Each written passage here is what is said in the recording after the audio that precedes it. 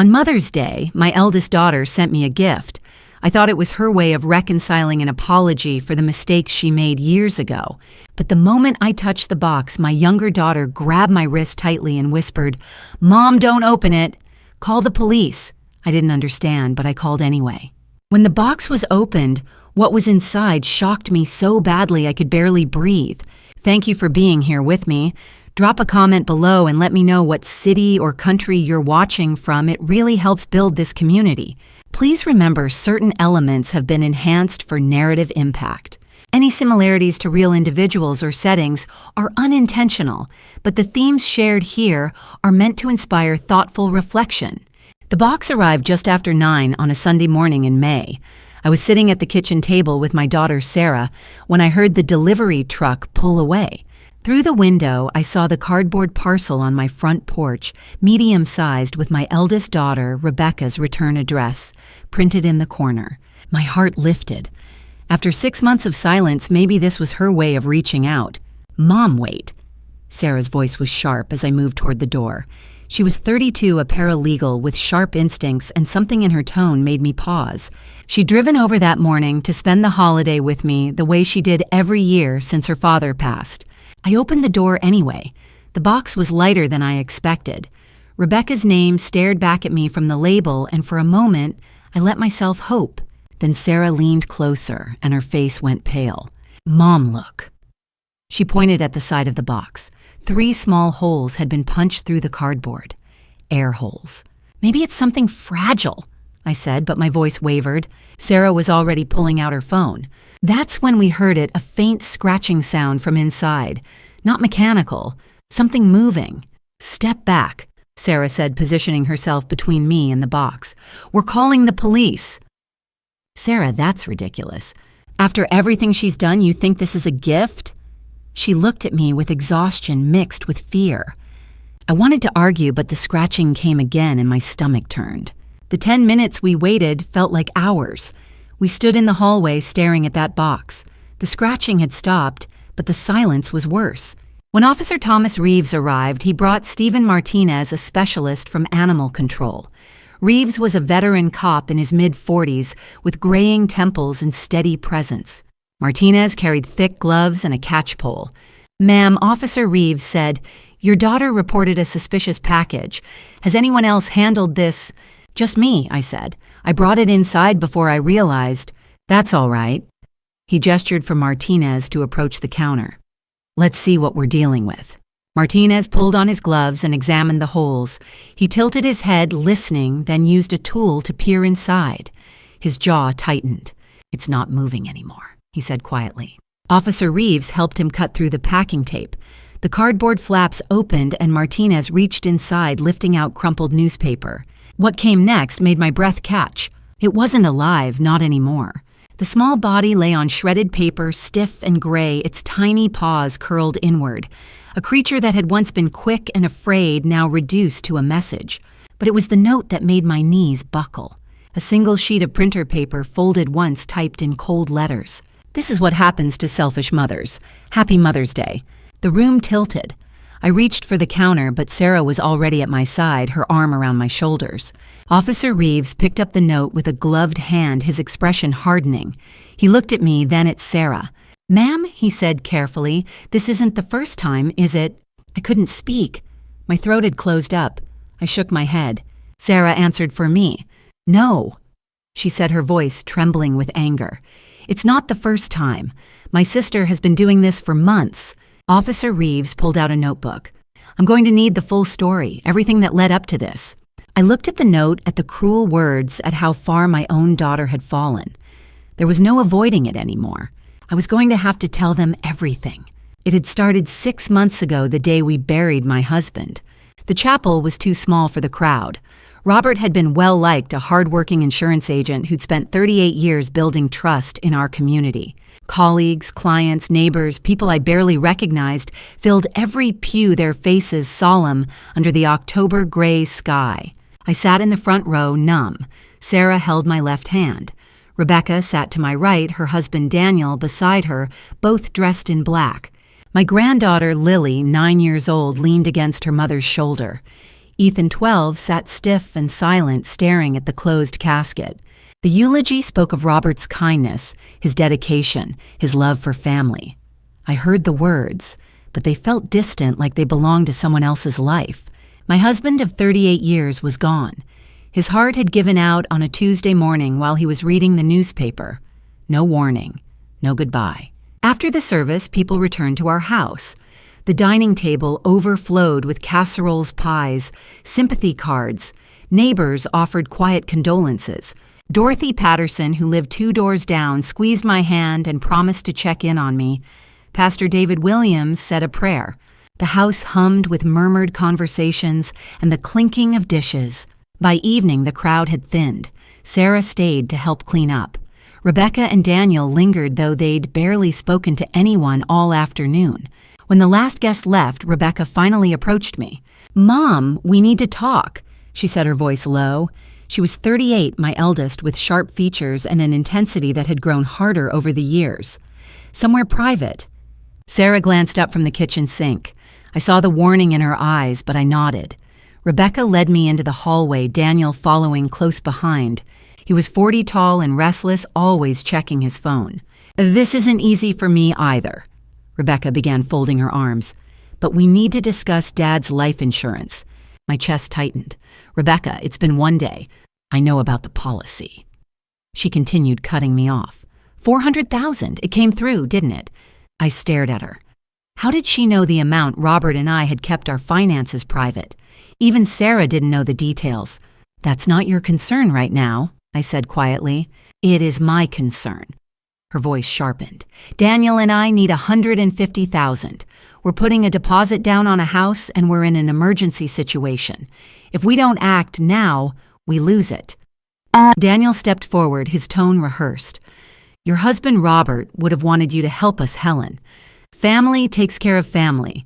That's what he always said." The words felt like a script.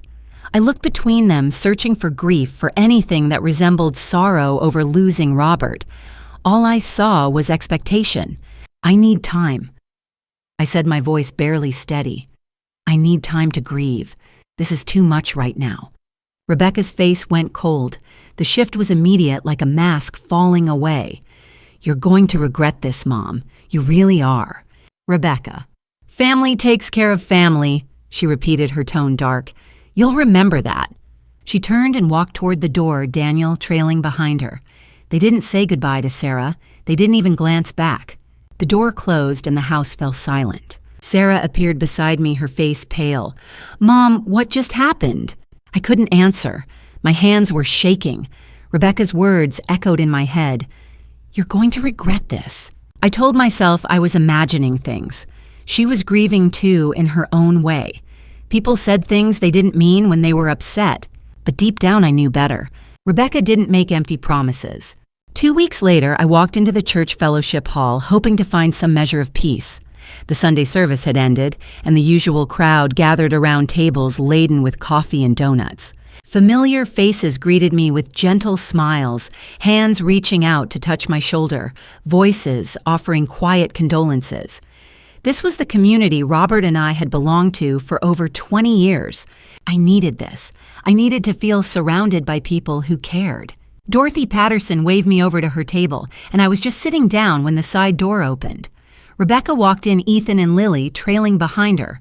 My grandson moved stiffly, his eyes fixed on the floor. Lily clutched her mother's hand, her small face uncertain. Rebecca scanned the room, and when her gaze landed on me, something in her expression shifted. She walked straight toward me, her heels clicking loudly against the tile floor. Conversations around us began to fade. "Mom," she said, her voice carrying across the room. 40 people, maybe more, turned to look. "I need to talk to you." I stood instinctively, trying to guide her somewhere private, but she didn't move. "I came here to ask you one more time," she said, loud enough for everyone to hear, her voice cracked. "I need help with the kids' medical expenses, just a small amount, but you've refused." My breath caught. Medical expenses. There were no medical expenses. "Rebecca, this isn't the place. Dad would have helped." Her eyes glistened with tears, perfectly timed. He always put family first. He would have made sure his grandchildren were taken care of. Ethan's face flushed red. Lily looked down at her shoes. They knew. I could see it in the way they stood stiff, uncomfortable, ashamed. They knew their mother was lying. Around us, the room had gone completely silent. I saw Dorothy's confusion, Pastor Williams, stepping forward from near the coffee station, concern etched on his face. "Rebecca, please," I said quietly, my voice shaking. "There are no medical bills, you know that. So now I'm a liar." Her voice rose indignant. "In front of everyone, you're calling me a liar." I couldn't speak. If I defended myself, it would only make the scene worse. If I said nothing, people would believe her. There was no way out. Pastor Williams reached us, his hand raised in a calming gesture. "Ladies, perhaps we should step into my office and discuss this privately." "There's nothing to discuss," Rebecca said, wiping at her eyes. "I came here hoping the church community could help me understand why my own mother would turn her back on her grandchildren. But I see now that I was wrong to come." She turned, taking Ethan and Lily by the hands, and walked out. The door swung shut behind them, and the silence that followed was suffocating. I felt every pair of eyes on me. Some looked sympathetic. Others looked unsure. A few too many looked like they believed her. Pastor Williams touched my arm gently. "Helen, I'm sure there's been a misunderstanding." "There's no misunderstanding," I whispered. My legs felt weak. "She's lying. There are no medical bills." He nodded slowly, but I could see the doubt in his face. He wanted to believe me, but Rebecca's performance had been convincing. I left shortly after. I couldn't stay. I couldn't bear the whispers, the sidelong glances, the way people who had known me for decades now looked at me with uncertainty. By the time I got home, my phone was lighting up with messages. One from a church member I barely knew. "I'd be happy to contribute to your granddaughter's medical fund if you'd like to set one up." Another, "I'm praying for your family during this difficult time. Please let Rebecca know we're here for her." A third, "I'm sure you have your reasons, Helen, but family should come first." I sat on my couch staring at the screen, my hands trembling. There was no medical fund. There were no bills. There never had been. But Rebecca had planted the seed, and it was already growing.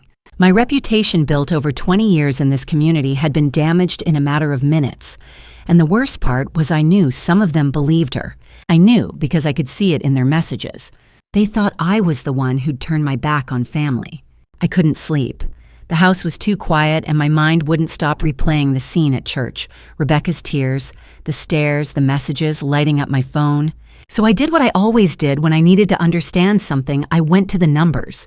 Robert's home office still smelled faintly of his cologne. I sat at his desk, pulling out bank statements and checkbooks, laying them across the surface in chronological order. The overhead light hummed softly as I began to trace backward through the years. What I found made my chest tighten. $85,000. Maybe more. Spread across 6, maybe 7 years.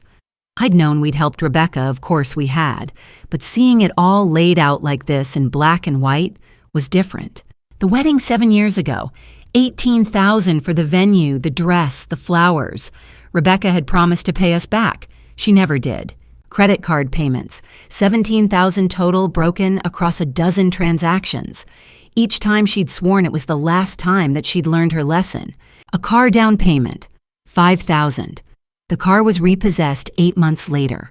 $12,000 to cover what Daniel owed after a bad weekend, his problem, as Rebecca had called it. That was 4 years ago. We'd been told he'd stopped. Rent payments over $20,000, spanning the months when Rebecca was between jobs. Those months had stretched into a year. Emergencies, always emergencies. Another $5,000 scattered across a dozen smaller crises. I sat back staring at the columns of numbers. A pattern emerged clear as day. Crisis followed by a brief stretch of peace, followed by a new crisis. Over and over, a cycle that never broke. And we'd fed it, every single time. A memory surfaced sharp and unwelcome. Robert, a year before, his heart gave out sitting in this same chair. We just sent Rebecca another check, $3,000 to cover unexpected expenses. I'd felt good about it, proud even. We were helping our daughter. But Robert hadn't looked proud. He'd looked tired. "We're not helping her," he'd said quietly. We're teaching her that we'll always rescue her. I'd bristled. She's our daughter. What are we supposed to do? Let her lose everything? There's a difference between helping and enabling, he'd said, meeting my eyes. We're enabling her Helen, and one day it's going to cost us more than money. I'd dismissed him. I'd told him he was being too harsh, that family took care of family. He'd let it drop, but I could see the worry in his face. Sarah had said something similar years earlier. She'd tried to talk to us after the third or fourth bailout, warning us that Rebecca would never learn if we kept stepping in. Robert and I had both brushed her off. We'd thought we knew better. Now, sitting alone in the silent office, I realized the truth. I hadn't just given Rebecca money. I'd taught her that money solved everything. The consequences could always be avoided if she pushed hard enough. That her father and I would always cave, no matter how many times she came back. I'd shaped this. Not alone Robert had been part of it too, but I'd played my role. We both had. And when Robert finally saw it clearly when he'd tried to change course, I'd stopped him. I'd insisted we keep helping. I'd overruled him. If we'd stopped sooner, if I'd listened to him or to Sarah, would Rebecca be different now? Or had we already gone too far by then? I didn't know. But sitting there, surrounded by years of evidence, I couldn't escape the weight of my own responsibility. Robert had tried to warn me. Sarah had tried to warn me. I hadn't listened to either of them. And now I was paying the price. 4 weeks after the church incident, my phone rang while I was folding laundry. The caller ID showed my bank's number. "Mrs. Parker, this is Linda Garcia from the accounts department," the woman said. She was professional, but careful, the kind of tone people used when delivering bad news. "I'm calling about some recent activity on your checking account. 3 large checks were processed in the past week, totaling $8,500, all made out to Rebecca Parker Thornton." I wanted to confirm these were authorized. My hands went still. $8,500! "Yes, ma'am. 3 checks, $3,000, $3,000, and $2,500. They cleared 2 days ago." "I didn't write those checks." There was a pause. "I see. In that case, Mrs. Parker, we need to file a report immediately. This is unauthorized activity." I set the laundry basket down and walked straight to Robert's office. My checkbook sat in the top drawer where it always was. I flipped it open, my heart pounding. 3 checks were missing. The stubs were torn cleanly, deliberately, leaving just enough to show the sequence numbers. Rebecca had taken them. But when? I closed my eyes, forcing myself to think. 2 weeks ago. She'd come to the house mid-November, a Tuesday. She'd stood on my doorstep with tears in her eyes, saying she was sorry for what happened at church, that she'd overreacted, that she wanted to make things right. I'd let her in. I'd made her tea. We'd sat at the kitchen table, and she'd seemed so sincere. "Can I use the restroom?" she'd asked. I'd nodded, and she disappeared down the hallway. When she came back, she'd lingered near Robert's office door. "I was just looking at Dad's picture on the desk," she'd said softly. "I miss him so much." It had seemed innocent. A grieving daughter remembering her father. But she'd been in that office long enough to open the drawer, long enough to tear out 3 checks. I called her immediately. "Mom, what's wrong?" Her voice was light, almost cheerful. "You took checks from my office," I said, my voice shaking. $8,500, Rebecca. The bank just called." A pause. Then, "You owe me that money. Dad would have given it to me. You know he would." "I didn't write those checks." "You probably did and forgot," she said smoothly. "You've been confused since Dad passed. It's understandable. Grief does that." The words hit like a slap. "I am not confused. Mom, I'm worried about you. Maybe you should talk to someone. This kind of memory loss." I hung up. My hands were shaking so badly I could barely dial again. This time I called the police. Officer Thomas Reeves met me at the station an hour later. He was the same cop who'd responded to the package on Mother's Day, though that felt like a lifetime ago now. He listened carefully as I explained what had happened, took notes, asked for copies of my bank statements and the checkbook. "This is unauthorized use of your account, Mrs. Parker," he said. "Family or not, this is a crime." I nodded, but my throat was tight. "What about my grandchildren? If I press charges, she'll never let me see them again." Officer Reeves looked at me steadily. "That's a decision only you can make. But I'll tell you this, people who do this once usually do it again." I sat there frozen. My phone buzzed. Sarah. "Mom, you have to follow through." she said when I answered. "If you don't, she'll know she can get away with anything." I wanted to agree. I wanted to be strong. But then Rebecca called. "If you move forward with this," she said, her voice cold, "you'll never see Ethan or Lily again. Never. Is that really what you want?" I thought of my grandchildren. Ethan's quiet smile, Lily's laugh. The idea of losing them was unbearable. 2 hours later, I walked back into the station and told Officer Reeves I was withdrawing the complaint. He didn't argue, but the disappointment in his face was clear. "This is a mistake, Mrs. Parker. She's going to do this again." "I know," I whispered. But I signed the paperwork anyway. On the drive home, Sarah's words echoed in my head. "It's only going to get worse." I gripped the steering wheel tighter, trying to convince myself I'd made the right choice. But deep down, I knew I hadn't. A week later, Sarah showed up at my door unannounced. It was mid-December, the kind of cold afternoon that made the house feel too quiet. She carried a folder under her arm, her expression serious. "Mom, we need to talk," she said, stepping inside without waiting for an invitation. I followed her into the kitchen where she set the folder on the table and sat down. "I hired a private investigator," she said. "I paid for it myself." I stared at her. "Sarah, that's extreme. Rebecca is your sister." "She's mistreating you," Sarah said, her voice calm but firm. "And I needed to know why she's so desperate. Because this isn't just about money, Mom. It's something else." She opened the folder and slid it across the table. The top page read, "Confidential report. Michael Cooper, licensed investigator." "Read it," Sarah said quietly. I pulled the folder closer, my hands unsteady. Sarah sat across from me, watching as I began to turn the pages. Daniel Thornton owed $180,000. The number jumped off the page. I had to read it twice to believe it. Not to a bank, not to a credit card company, to dangerous people, the kind who didn't care about payment plans or excuses, the kind who made their expectations clear. The investigator had included copies of text messages retrieved. Somehow, I didn't ask how. My eyes scanned them and my stomach turned. From Daniel to Rebecca, "Just take the money. I don't care how. They're going to hurt me badly if I don't pay." From Rebecca to Daniel, "I'm trying. She's being so selfish. I'll find another way." Another message dated a week earlier. "We have 2 months. That's it. February, and then they're done waiting." I set the papers down my chest tight. 2 months. The deadline was February. "So this is why," I said, my voice barely audible. "This is why she's been so desperate." Sarah nodded. "Daniel has a problem, a bad one. And instead of asking you for help honestly, Rebecca chose to manipulate you. She could have told you the truth, Mom. She could have explained. But she didn't." I looked at the messages again. "She's being so selfish." The words stung even now. I wasn't being selfish. I was grieving my husband, trying to hold my life together. But to Rebecca, I was an obstacle. "How much did this cost?" I asked, gesturing to the report. Sarah hesitated. $8,000. My breath caught. "Sarah, I needed to know," she said firmly. "And you deserved to know. This isn't just about Rebecca being difficult. This is about her putting you in danger because she won't face reality." $8,000. For a paralegal in her early 30s, that was a significant chunk of savings, maybe more than she could easily afford. And she'd spent it without asking me, without expecting anything in return. I reached across the table and squeezed her hand.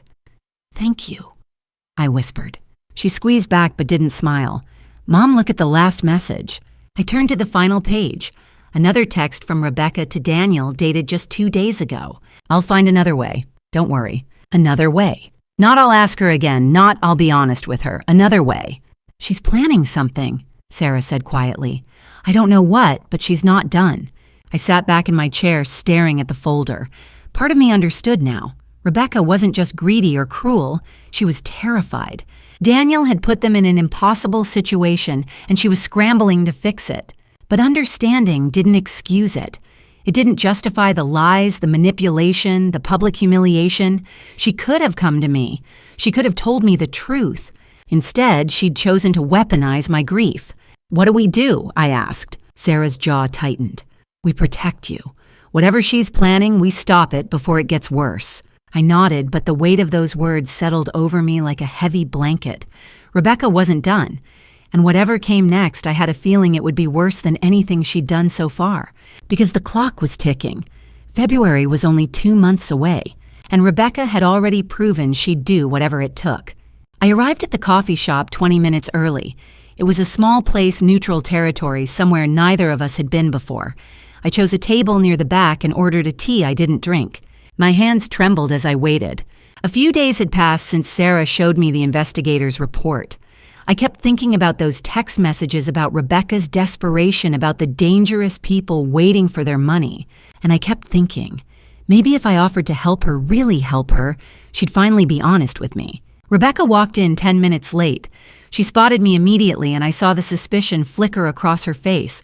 She sat down, her purse clutched tightly in her lap. "What's this about?" she asked. I took a breath. "I want to help you, but I need you to be honest with me." Her eyes narrowed. "Honest about what?" "I know about Daniel's situation," I said quietly. Her face went through 3 expressions in quick succession: shock, panic, and then anger. "Who told you? Did Sarah have me followed?" I reached across the table, placing my hand over hers. She didn't pull away, not yet. That doesn't matter. What matters is that if you tell me the truth right now, we can figure this out together. For a moment, something in her expression cracked. Her eyes shimmered. Her jaw loosened. She looked so much like the little girl I used to know, the one who'd climb into my lap when she was scared. "How much does Daniel owe?" I asked gently. She opened her mouth. I could see the words forming. She was so close. And then the walls went back up. She pulled her hand away. "There's nothing to tell," she said, her voice cold again. "Someone's lying to you to turn you against me." "I know the amount," I said carefully. "I know the deadline. This isn't a lie, Rebecca. This is real." She stood abruptly, grabbing her purse. She pulled a few bills from her wallet and threw them on the table. "You're being paranoid. Grief has made you suspicious of everyone. Rebecca, you know what the real truth is." Her voice rose sharp enough that a couple at the next table glanced over. "You've always loved Sarah more than me. Always. And this is just proof." The accusation stung, but I kept my voice steady. "I'm offering to help you, right now. All you have to do is be honest." "Then give me the $150,000, she snapped. "Stop playing games. Stop making me jump through hoops. Just give it to me." "Not like this," I said quietly. "Not when there are lies between us." Her jaw tightened. "Then I guess we have nothing else to talk about." She turned and walked out. The bell above the door chimed softly as she left, and I sat there staring at the bills she'd thrown on the table. Too much for a coffee she never ordered. The tea in front of me had gone cold. I wrapped my hands around the cup anyway, trying to steady myself. She'd been so close. For just a moment, I'd seen the truth in her eyes. I'd seen the fear, the exhaustion, the desperation. She'd almost told me, but she couldn't do it. She couldn't admit she needed help. She couldn't admit she'd made mistakes. I thought about what Sarah had said. "She could have told you the truth, Mom," but she chose to lie. Sarah was right. Rebecca had a choice, and she'd made it. I pulled out my phone and stared at it for a long time, debating whether to call her to try one more time. But I knew it wouldn't matter. Rebecca didn't want my help. She wanted my money without conditions, without accountability, without honesty. I couldn't save someone who wouldn't be honest with me. I left the coffee shop and drove home in silence. When I got home, I sat in the driveway for a few minutes, replaying that moment, the one where her walls almost came down. She'd chosen to walk away instead. And I realized I couldn't fix this. No matter how much I wanted to, no matter how much I loved her, I couldn't save her from herself. She'd rather ruin everything than tell the truth. The doorbell rang 3 days later, unexpected and insistent. I wasn't expecting anyone. When I opened the door, Rebecca stood on the porch, tears streaming down her face. Ethan and Lily stood on either side of her, holding flowers and a handmade card. "Mom," Rebecca said, her voice breaking, "I'm so sorry." Lily held up the card, her smile bright. "We made this for you, Grandma." The front read in crayon, "We love you." Ethan stood silent, his gaze fixed somewhere past my shoulder. He didn't smile. "Can we come in?" Rebecca asked, wiping her eyes. I stepped aside, my heart twisting. Whatever anger I'd felt at the coffee shop melted at the sight of my grandchildren. We sat in the living room, Rebecca perched on the edge of the couch, her hands folded tightly in her lap. The other day at the coffee shop made me realize how badly I've been handling everything, she said. I've been so scared about Daniel's situation that I've been taking it out on you. And that's not fair. Lily climbed onto the couch beside me, leaning her head against my arm. Ethan sat stiffly in the chair across the room, his jaw tight. I started going to therapy, Rebecca continued. She reached into her purse and pulled out an appointment card printed neatly with a therapist's name and address. I had my first session 2 days ago. It's helping me see things more clearly. I took the card studying it. It looked professional, real. And you were right, she said, her voice trembling. Daniel does have an issue. I've been in denial about it for so long, but I can't ignore it anymore. You were right about everything. I felt my throat tighten. Rebecca, but I don't want your money, Mom, she said quickly. I just want my mom back. I miss you. The kids miss you. Lily nodded against my shoulder. We miss you, Grandma. I pulled Rebecca into a hug and she clung to me. For the first time in months, I felt a flicker of hope. Maybe this was real. Maybe she was finally turning a corner. Can I use the restroom? Rebecca asked, pulling back and wiping her eyes. And maybe get the kids some water? Of course, I said. You know where everything is. She disappeared down the hallway and I stayed in the living room with Ethan and Lily. Lily chattered happily about school, about a new friend she'd made. Ethan said nothing. While Rebecca was out of sight, she moved quickly. In the bedroom, she opened my jewelry box and slipped the pearl necklace, the one Robert had given me on our 20th anniversary, into her pocket. The gold bracelet followed. 2 rings. In the hallway, she lifted the spare house key from the hook by the coat closet. In the office, she tore 3 blank checks from the checkbook in the desk drawer. All of it took less than 5 minutes. When she returned, she was carrying glasses of water, her expression serene. Here you go, sweetie, she said, handing one to Lily. Ethan looked at me, his mouth opening. Grandma, I don't think— Ethan, don't interrupt, Rebecca said sharply. He closed his mouth, but his eyes stayed on mine, worried. We sat together for another 20 minutes, drinking tea, talking about the upcoming holidays. Rebecca was warm, attentive, apologetic. She asked about my plans for Christmas. She promised to bring the kids over soon. My phone buzzed. Sarah. I glanced at the screen, then silenced it. That's Sarah, isn't it? Rebecca asked, her tone careful. Yes. She doesn't trust me, Rebecca said quietly.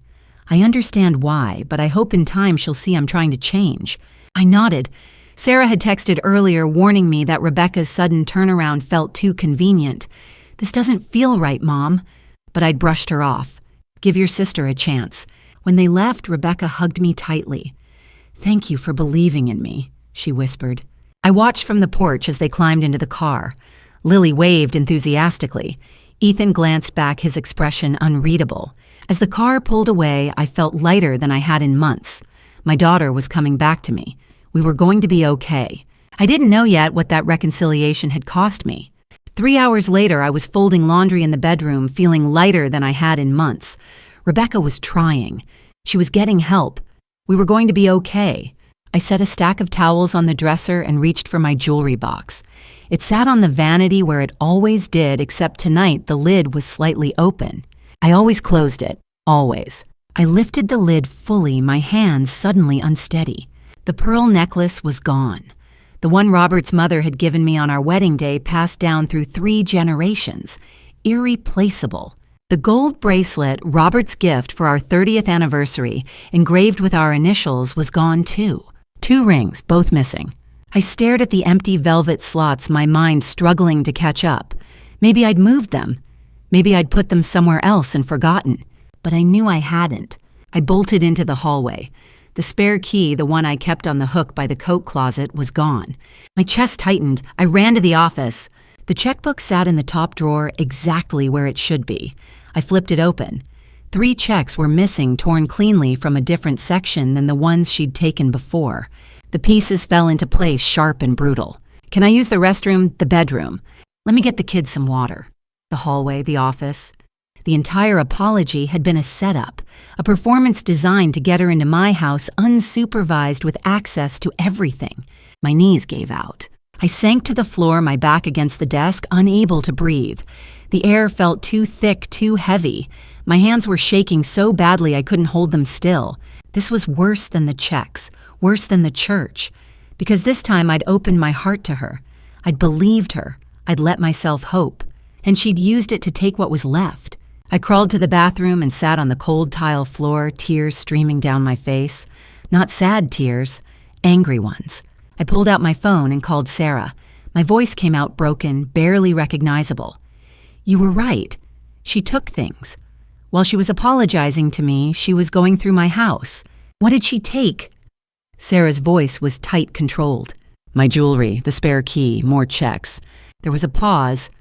Then, Mom, she has a key to your house. She can come back anytime she wants. The thought hit me like ice water. My home, the one place that was supposed to be safe, wasn't safe anymore. Pack a bag, Sarah said. Come stay with me tonight. No. My voice was firmer than I expected. I'm not running. This is my house. Then I'm staying with you, she said. I'll be there in 20 minutes. Tomorrow, first thing we're changing the locks. I hung up and looked at myself in the bathroom mirror. The woman staring back at me looked different. Not broken, not defeated, angry. For months I'd been reacting, trying to understand, trying to fix things, trying to be the mother who didn't give up on her child. But Rebecca didn't want a mother. She wanted a victim. I stood steadying myself against the sink. My reflection sharpened. You want to fight, Rebecca. I said aloud, my voice cold and clear. You just started one. Sarah arrived half an hour later with an overnight bag and a fierce determination in her eyes. She checked every lock, every window. She made sure the doors were bolted. She moved a chair under the handle of the front door just in case. We didn't talk much. There wasn't much to say. That night, I slept in my bedroom with the door locked from the inside. Sarah slept on the couch in the living room, her phone within reach. I didn't sleep well. Every creak, every sound made my heart race. But I didn't leave. Because this was my house, my life, and I wasn't giving it up. Not anymore. The next morning, Sarah and I didn't waste time. Monday, a locksmith named John Anderson arrived at 8 sharp. He changed every lock in the house front door, back door side entrance, even the garage. $450. I didn't hesitate. Tuesday, a security technician, Mark Johnson, installed a video doorbell and motion sensors around the perimeter. I watched him work, memorizing how the system functioned. If Rebecca came back, I'd know. Wednesday, Sarah and I sat at the kitchen table with bank statements, the investigator's report, a handwritten timeline, and photographs of the missing jewelry. We built a file, evidence, documentation, a paper trail that told the story clearly. Thursday, I called the number on Rebecca's therapy card. A receptionist answered.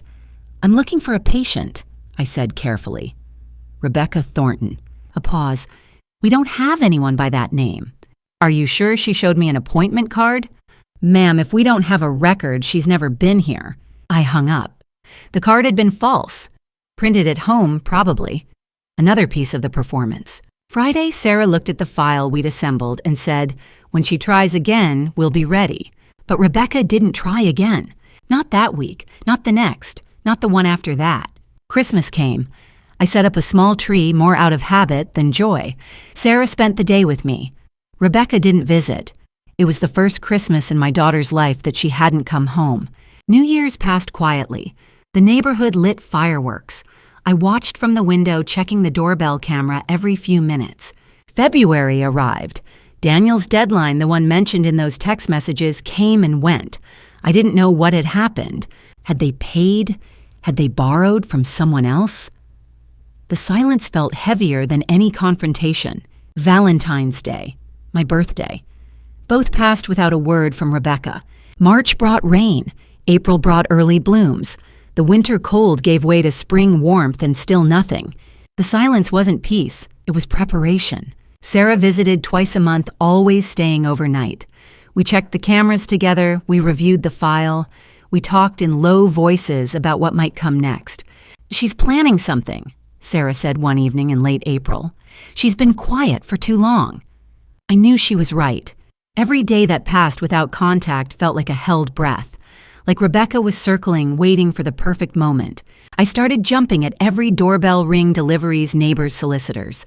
I checked the camera feed, obsessively scrolling back through footage even when I knew nothing had happened. Mother's Day is in 2 weeks, Sarah said quietly one Saturday in early May. My stomach dropped. Of course. The perfect occasion. The cruelest timing. The Saturday before Mother's Day, Sarah came over. We both felt it a dread neither of us could name. We checked every lock, every window, every camera angle. "Everything's working," she said, but her voice was tight. That night, I dreamed of Robert. He stood in the hallway of our old house, his face urgent, his mouth moving. I couldn't hear what he was saying, but I knew it was a warning. He kept pointing toward the front door, his expression pleading. I woke at 3 a.m, my heart pounding, and I couldn't fall back asleep. Sunday morning came. Mother's Day. I stood in the kitchen staring at the coffee maker, willing my hands to stop shaking. The house was locked. The cameras were on. The file was ready. Sarah was on speed dial. But none of it made me feel safe, because I knew deep in my bones that today was the day. Rebecca had been silent for 4.5 months, waiting, planning, choosing her moment. And she'd chosen this one. At 9 a.m, my phone buzzed with an alert from the doorbell camera. Sarah was in the kitchen making breakfast when I called out, "Someone's at the door." We both pulled up the live feed. A delivery driver set a medium-sized package on the porch, scanned it, and walked back to his truck. Sarah leaned over my shoulder. "Look at the return address." I zoomed in. Rebecca's name. Her address. Bold. Unmistakable. "She used her real address," Sarah said. "She wanted you to know. I saw the holes. 3 of them punched cleanly through the cardboard." "Call 911, I said. My voice was steady. We'd been preparing for this. Officer Thomas Reeves arrived within 15 minutes. He recognized me immediately. "Mrs. Parker," he said. "We meet again. Still the same daughter?" "Yes," I said simply. He radioed for backup and called in a detective. "Given the history here, I think we need someone who can see the bigger picture." Detective James Morrison arrived 20 minutes later. He was in his late 40s, sharp-eyed, methodical. I explained the previous incidents, the church humiliation, the stolen checks, the jewelry, the spare key, the 4.5 months of silence. "This isn't isolated," he said. "This is a pattern." Stephen Martinez, the animal control specialist, arrived with protective gloves. Together, they carefully opened the package. Inside was the small, lifeless body of a creature, stiff and gray. And beneath it, the note. "This is what happens to selfish mothers. Happy Mother's Day." Detective Morrison photographed everything. "Combined with the documented history, this qualifies as elder mistreatment," he said. "We have enough to move forward." At the station, Sarah and I gave statements. I handed Detective Morrison the file we'd built, bank records, the investigators' report timelines, photographs of the missing jewelry, copies of the stolen checks. He flipped through it, eyebrows raised. "This is perfectly documented. Most victims don't have a fraction of this." "We've been preparing," I said. He nodded. "Good, because this is going to move fast." The investigation began immediately. Detective Morrison reviewed the doorbell camera footage and traced the tracking number. The sender had paid with a prepaid card, but the origin address listed on the shipping form was Daniel's workplace. "They didn't think we'd check that," Morrison said. Mistake number 1. By late afternoon, he'd secured a court order to access Rebecca and Daniel's home. What they found was damning. A receipt from a specialty supplier for a small rodent purchased 3 days earlier. Text messages on Rebecca's phone. "This will teach her a lesson." Another, "Mother's Day surprise ready." The spare house key I'd reported stolen. My pearl necklace, my gold bracelet, 2 rings. Everything was there.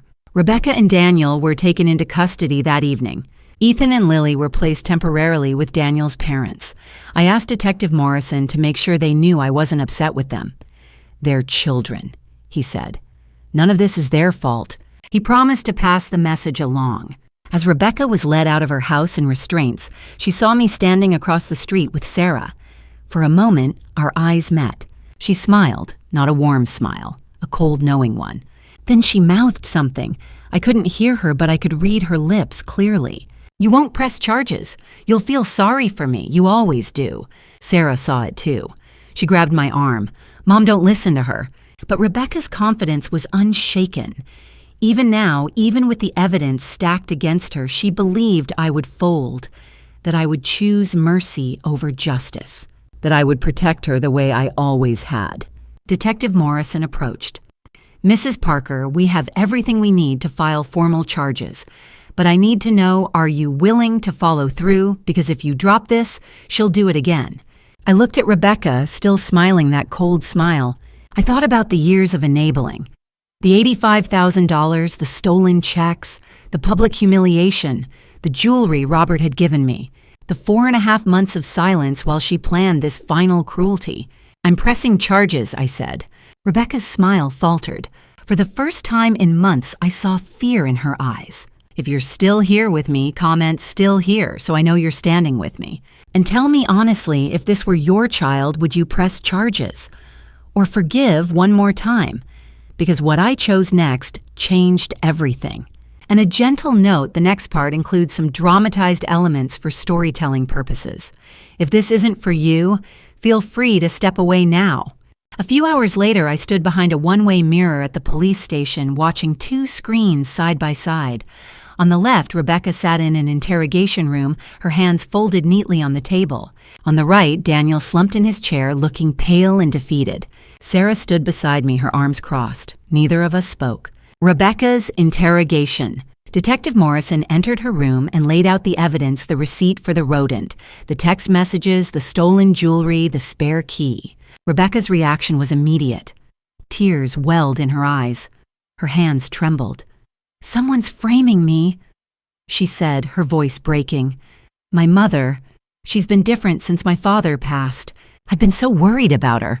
Morrison didn't react. He slid a printed text message across the table. "This will teach her a lesson." Rebecca stared at it, then looked up with wide, innocent eyes. "I don't know how that got there. She forgets things now, then blames me. I've been worried about her mental state for months." "And the jewelry?" Morrison asked. "She gave those to me," Rebecca said firmly. "Years ago. She's confused now. She doesn't remember." "What about the documentation she's kept? Bank records, timelines, photographs?" Rebecca's expression shifted just for a second into something cold. Then the mask went back up. "That obsessive record keeping. That's not normal. It's proof she's not well." She was trying to flip the narrative. The concerned daughter dealing with a mother in decline. Daniel's interrogation. In the other room, Detective Morrison's partner brought up the debt. Daniel's face went white. "How much do you owe?" the detective asked. Daniel's composure shattered. "She said it would work. She said her mother always felt sorry for her, that we'd get the money and everything would be fine." "Who said that?" "Rebecca." His voice cracked. "It was her idea, the church thing, the checks, the package, all of it." "So you're saying your wife planned everything?" "Yes, she planned it all. I just went along with it." He buried his face in his hands. "I needed the money. The people I owe you don't understand. They don't wait." "Tell me about the Mother's Day package." Daniel looked up, his eyes red. "She ordered it. She said it would scare her mother into giving us the money. She said it was the perfect timing. Observation room." I watched both screens in silence. Sarah's hand found mine and squeezed. "She's still lying," Sarah said quietly, "even with all the evidence right in front of her." I nodded, my voice flat. "She believes her own lies. That's what scares me." Detective Morrison stepped into the observation room. "Your son-in-law just gave us everything. We have enough to charge them both." He paused, his gaze steady. "But I need to know, Mrs. Parker, are you going to follow through? Or are you going to drop the charges like you did with the checks?" I didn't answer right away. On the screen, Rebecca sat alone now, checking her reflection in the one-way mirror. She smoothed her hair, adjusted her expression, preparing for the next performance. Even alone, she was still acting. The silence stretched. Sarah squeezed my hand tighter. "I'm not dropping anything," I said finally. "File every charge you can." Morrison nodded, a hint of respect in his eyes. "Good. We'll move forward with the prosecution." Sarah turned to me, her eyes shining. "I'm proud of you, Mom." I looked back at the screen. Rebecca was still adjusting her face in the mirror, smoothing away any trace of worry, rebuilding the mask she'd worn for so long. But this time, it wouldn't save her. 2 weeks later, I walked into the courtroom. The space felt formal, heavy with consequence. My attorney, Margaret Summers, sat beside me, a woman in her 50s who specialized in elder mistreatment cases. Across the aisle, Rebecca sat with her public defender, Brian Foster, her expression carefully neutral. Judge Patricia Harrison, a woman in her mid-50s with sharp eyes and no-nonsense demeanor, presided from the bench. She reviewed the petition in silence, then looked up. "We're here to consider a restraining order based on allegations of elder mistreatment, harassment, and theft," she said. "Ms. Summers, proceed." Attorney Summers laid out the timeline methodically. 6 years of manipulation. The escalation after Robert's passing. The church. Humiliation. The stolen checks. The jewelry. The spare key. The Mother's Day package. She presented photographs, statements, text messages. The evidence was overwhelming. Rebecca's testimony. When Rebecca took the stand, her strategy shifted. No defiance, no anger, just a heartbroken daughter pleading for mercy. "I love my mother," she said, her voice trembling. "I made mistakes because I was desperate. My husband and I were in a terrible situation, and I didn't know what else to do." She wiped at her eyes. "I'm not asking to avoid consequences. I'm asking for help instead of punishment. I want my family back together. I want to make things right." She turned to me directly. "Mom, please. Think about Ethan and Lily. They need their grandmother." The courtroom was silent. When it was my turn, I kept my voice steady. Attorney Summers asked, "Why are you seeking protection now?" "Because I realize that love doesn't mean accepting mistreatment," I said. "It means having boundaries. I tried honesty. I offered to help her if she would just be truthful. She chose lies every time." I looked at the judge. "I want her to get real help, but I can't let her back into my life until she's truly accountable." Sarah presented the investigators' findings, the timeline of Daniel's debt, the texts between Rebecca and Daniel. Then she read aloud from Rebecca's phone. "Mom always feels sorry for me if I cry. Use the kids. She's so weak." Sarah's voice was calm but firm. "My sister doesn't regret what she did. She only regrets getting caught." Rebecca shot to her feet. "You always loved Sarah more than me, always." Judge Harrison's gaze hardened. "Control yourself or I'll hold you in contempt." Rebecca turned to me, her face twisted with rage. "Dad would be ashamed of you." The words were meant to cut, but I'd been preparing for this. "Your father wrote a letter before he passed," I said quietly, "to warn me about you." I handed the letter to Attorney Summers, who passed it to the judge. Judge Harrison read it aloud. Robert's words filled the courtroom, his concerns about Rebecca's manipulation, his regret for enabling her, his plea for me to protect myself. Rebecca's face went white. She hadn't known the letter existed. Judge Harrison set the letter down and looked directly at Rebecca. "This is a textbook case of financial elder mistreatment," she said. "The pattern is clear. The evidence is overwhelming. You exploited your mother's grief for personal gain." She paused. "You are fortunate that she hasn't pursued additional criminal charges beyond what the state is already prosecuting." She turned to me. "Mrs. Parker, I'm granting a restraining order for 5 years. Ms. Thornton is prohibited from any contact, direct or indirect, within 500 feet of you, your home, or your property. Any violation will result in immediate penalties." She looked back at Rebecca. "Separate criminal charges will proceed independently. Consider yourself lucky." In the hallway outside, Rebecca stopped near the exit. She looked at me one last time. "You've destroyed this family," she said. "Ethan and Lily will hate you for this." I met her gaze. "They'll understand when they're older. I hope you will too." "This isn't over," she said. "Yes," I said quietly, "it is." She turned and walked away, her heels clicking against the tile floor. I watched her go, feeling the weight of everything we'd lost. But I also felt something I hadn't felt in years, peace. Sarah put her arm around me. "One more thing left, Mom." I nodded. One more piece of unfinished business. 3 days later, I sat in the office of Charles Roberts, the estate attorney who'd handled Robert's will 15 years ago. Sarah sat beside me. "I want to change my will," I said. "I want to remove Rebecca entirely." Charles nodded slowly, making notes. "What about your grandchildren?" "That's what I'm here to figure out." He set down his pen. "If you're concerned about their future, we can create an irrevocable educational trust. It's funded now, but untouchable until they reach college age. Rebecca would have no access, no control, and no ability to contest it." "How much?" I asked. "Whatever you feel is appropriate." I thought for a moment. $150,000. Sarah glanced at me. The irony wasn't lost on either of us. It was the exact amount Rebecca had demanded. The trust will cover tuition books housing anything education-related, Charles explained. An independent trustee will manage it. Rebecca can't touch it, can't redirect it, can't use it for anything else. Good, I said. And I want to write letters to Ethan and Lily to be opened when they turn 18. I want them to understand why I had to set boundaries and that I love them even when I couldn't be in their lives. Charles made a note.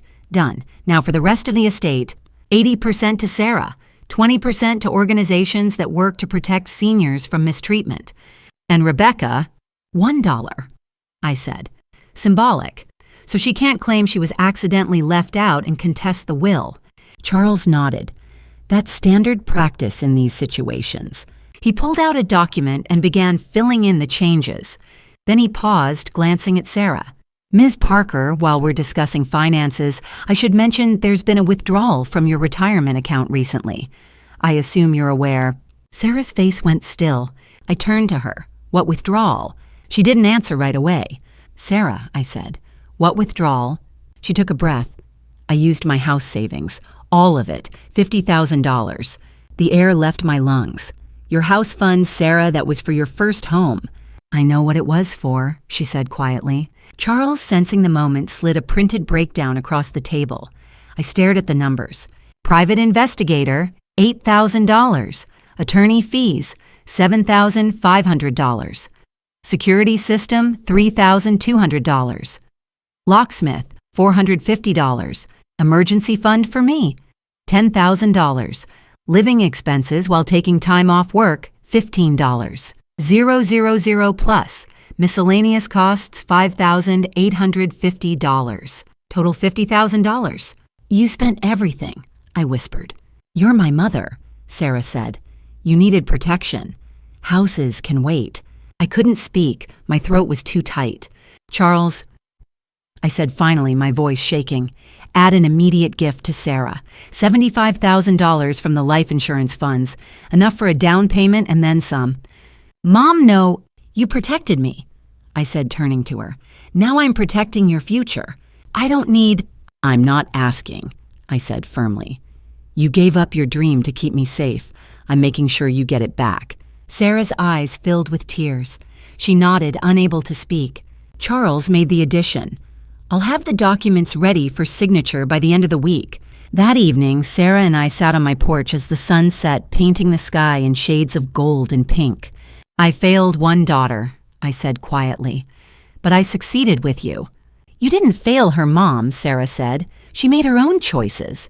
I should have set boundaries years ago. Maybe, Sarah said, but you did it when it mattered most. I reached for her hand. Your father would be so proud of you. He'd be proud of you too, she said. You found your strength. We sat in silence, watching the light fade. For the first time in years, I felt whole. My family wasn't defined by blood anymore. It was defined by loyalty, by love, by the people who stayed when things got hard. And Sarah had stayed. 3 months later, I stood on the porch of a small rental house near the ocean, watching the sun rise over the water. The air smelled of salt and possibility. I'd moved here 6 weeks ago, an hour away from the old town, close enough to stay connected, but far enough to start fresh.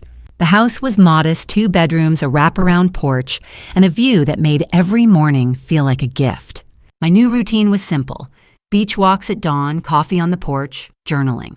Twice a week, I volunteered at the local senior center, teaching financial literacy and helping others recognize the warning signs of mistreatment. I'd lived it. Now I could help others avoid it. For the first time in years, I had purpose beyond survival.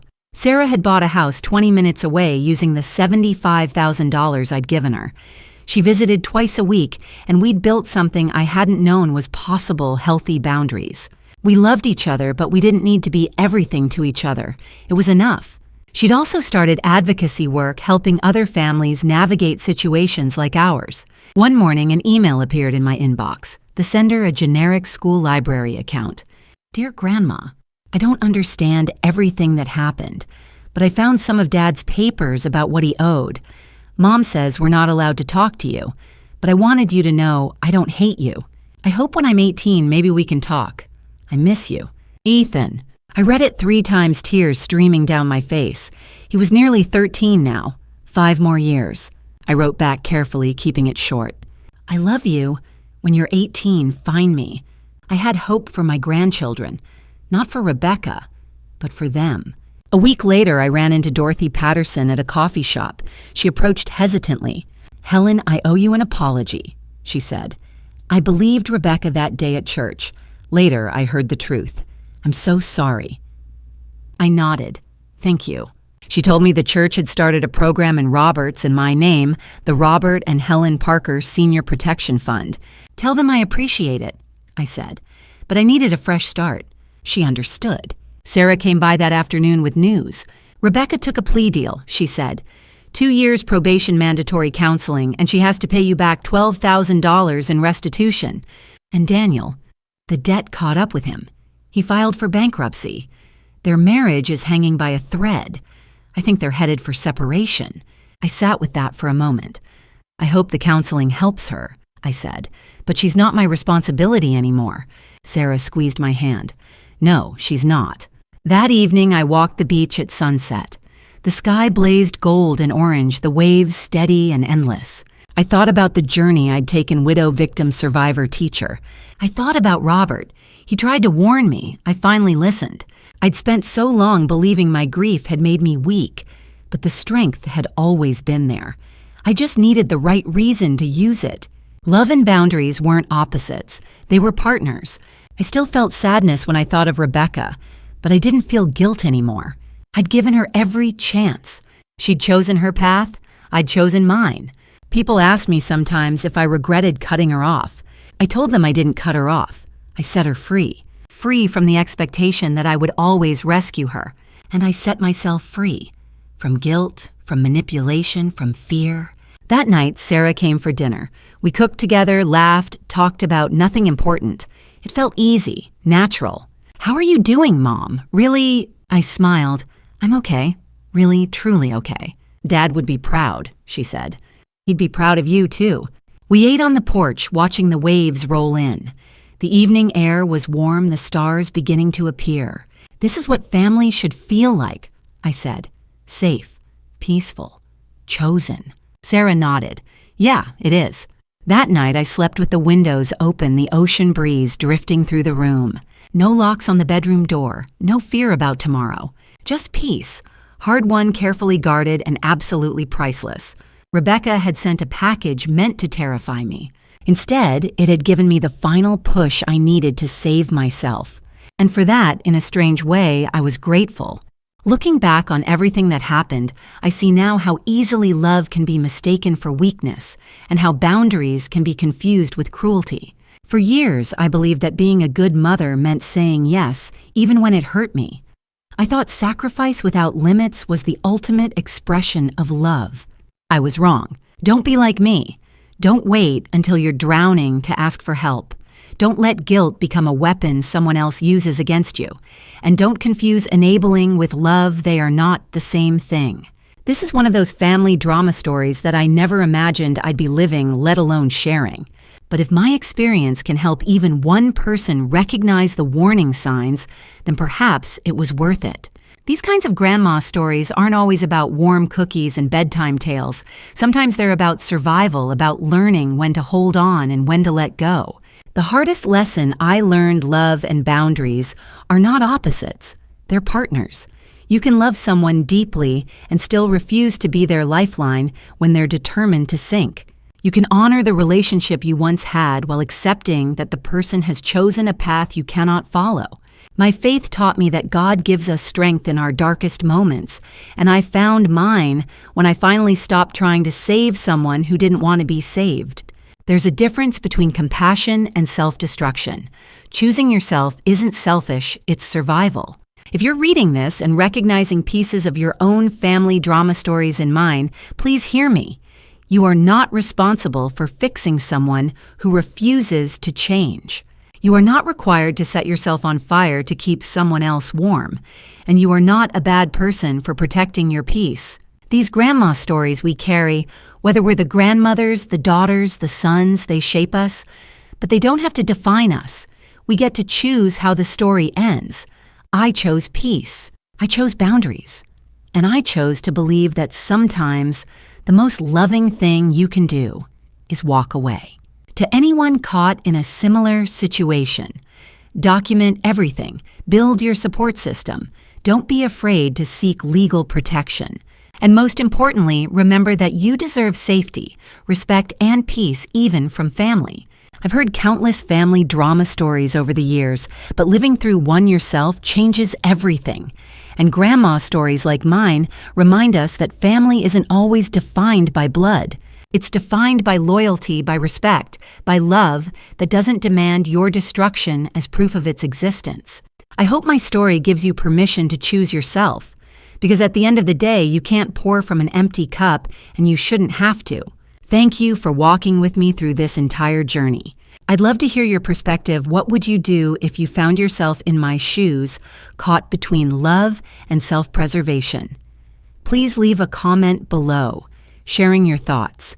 If this story resonated with you or made you think differently about boundaries and family, I'll be grateful if you subscribe to my channel so you won't miss the stories I share next.